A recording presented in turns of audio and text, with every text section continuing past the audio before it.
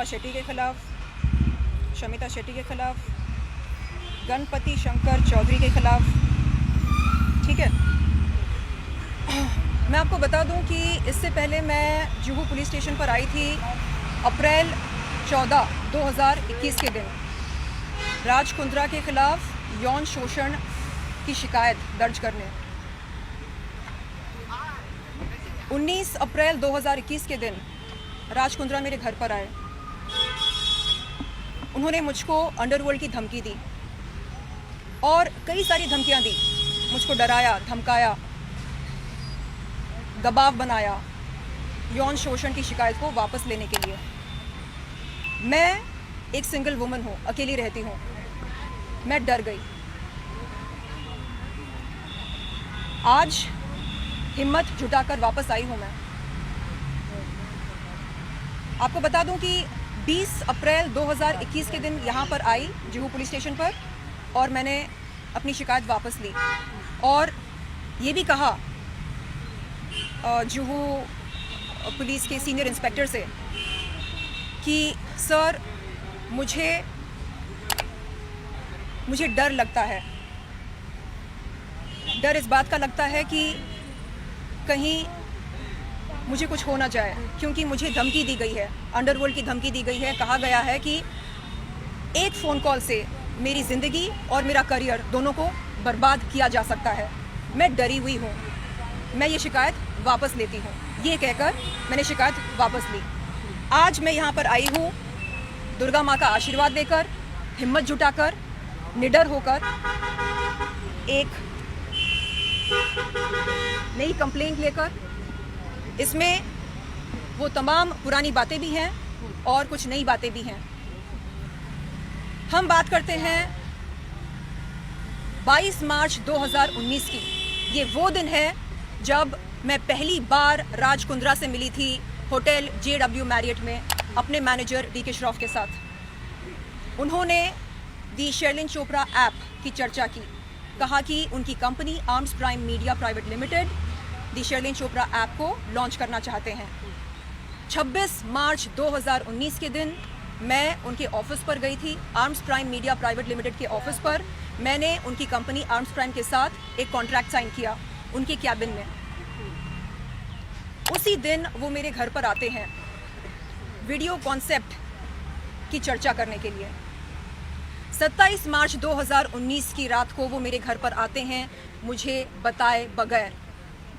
उस रात क्या हुआ उनको पता है, क्या हुआ उनको अच्छी तरह पता है। रिपु सुदन AKA राज कुंद्रा, क्या आपको याद नहीं है 27 मार्च 2019 की रात को आप मेरे घर पर क्यों आए? क्यों आए आप मेरे घर पर? आपको अच्छी तरह याद होना चाहिए। आपने क्या किया मेरे साथ, आपको अच्छी तरह याद होना चाहिए। आपने मेरे साथ यौन शोषण किया, आपको अच्छी तरह याद होना चाहिए। आप नहीं कह सकते कि आपकी याददाश्त कमजोर है। 29 मार्च 2019 के दिन आपने मुझ पर दबाव बनाया, मेरे साथ शूट किया फोटोग्राफर मुन्ना के स्टूडियो पर। मैं आपको क्रोनोलॉजी समझा रही हूँ। उसके बाद 29 सितंबर 2020 से लेकर जून 2021 तक राज कुंद्रा, जो कि JL स्ट्रीम प्राइवेट लिमिटेड के ओनर हैं या डायरेक्टर हैं, उन्होंने मुझ पर दबाव बनाया। 10 महीने लगातार मुझको चेस करते रहे। Please associate with JL stream private limited, Shilpa and Shamita are the brand ambassadors of JL Stream. It will be a good association. And Shilpa ने भी कहा कि हाँ हम जुड़े हैं, it's a very safe proposition, आप जुड़ कर देखिए। ये आर्म्स प्राइम जैसा नहीं है, ये साफ़ सुथरा है, ये अच्छा है, ये वैसा है। कैसा है? यहाँ पर आप फिटनेस वीडियोस अपलोड कर सकते हैं, ये कर सकते हैं, वो कर सकते हैं। फाइनली 24 जून 2021 के दिन मैं जाती हूँ राज कुंद्रा के JL स्ट्रीम प्राइवेट लिमिटेड के ऑफिस पर, जो कि है अंधेरी वेस्ट में। वहाँ पर हमारी बातचीत होती है। वो कहते हैं कि चलिए ठीक है, हम शुरुआत करते हैं 3 कॉन्सेप्ट वीडियो से और हमारे बीच ये बात हुई थी कि हर वीडियो का मुझको 16 लाख रुपए दिया जाएगा। मैंने 3 वीडियोस शूट किए, टोटल बनता है 48 लाख, जिसमें से मुझको आज तक एक पैसा नहीं मिला। मेरा सवाल ये है, लड़कियों से जिस्म की नुमाइश करवा के आप उनकी पेमेंट क्लियर क्यों नहीं करते? आप उनको चूना क्यों लगाते हैं? आप उनको टोपी क्यों पहनाते हैं? क्या ये होता है एथिकल बिजनेस? आपको बिजनेसमैन बनना है, जाइए सीखिए टाटा कैसे बिजनेस करते हैं, एथिक्स के साथ करते हैं, जो वादे करते हैं उन्हें निभाते हैं। आप क्या करते हैं? आप आर्टिस्ट के घर पर जाकर उनके साथ यौन शोषण करते हैं, आर्टिस्ट के घर पर जाकर उसे अंडरवर्ल्ड की धमकी देते हैं, बोलते हैं यौन शोषण का केस वापस ले वरना तेरी जिंदगी बर्बाद हो जाएगी, जो एक आध फिल्में तेरे हाथ में हैं वो भी छूट जाएंगी। इस तरह आप बात करते हैं। मैं आज नहीं डरूंगी, दुर्गा माँ का आशीर्वाद लेकर आई हूँ मैं नहीं डरूंगी, ना आपसे ना आपके पावर से। क्या क्या कहा था आपने, आपको याद है? आपने बोला कि आपके सर पर किसी बिग बॉस का हाथ है और जब तक उस बिग बॉस का हाथ रहेगा आपका कोई बाल भी बांका नहीं कर सकता। ऐसी बातें आपने कही मुझसे। क्या उन्होंने वो बिग बॉस का नाम बताया? नहीं बताया, और उन्होंने अपने सेल फोन पर मुझे रंजीत बिंद्रा का नंबर दिखाया और कहा कि ये डी कंपनी का आदमी है, कुछ भी हो सकता है आपके साथ। आज मैं नहीं डरूंगी, मैं नहीं डरूंगी। क्या आपने पुलिस से अपनी सिक्योरिटी के लिए भी मांग की है? मैंने कहा पुलिस से कि मैं ऐसे डर के नहीं जी सकती, मैं डर के नहीं जी सकती। तो आपने अभी शिकायत क्या की? मतलब उन्होंने पेमेंट नहीं दी है और आपने बात यहाँ पर सिर्फ पेमेंट की नहीं है, बात सिर्फ पेमेंट की नहीं है। ये जो डर का माहौल बनाकर रखा है, मैं आई कांट टेक दिस।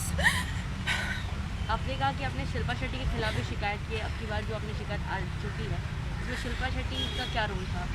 उन्होंने कहा कि JL Stream is a very safe proposition and you know it's like a family setup, so there is no harm, your career will be safe, you know, you can join it. Shilpa और Shamita brand ambassadors हैं, तो यानी it's safe, ऐसा कहा।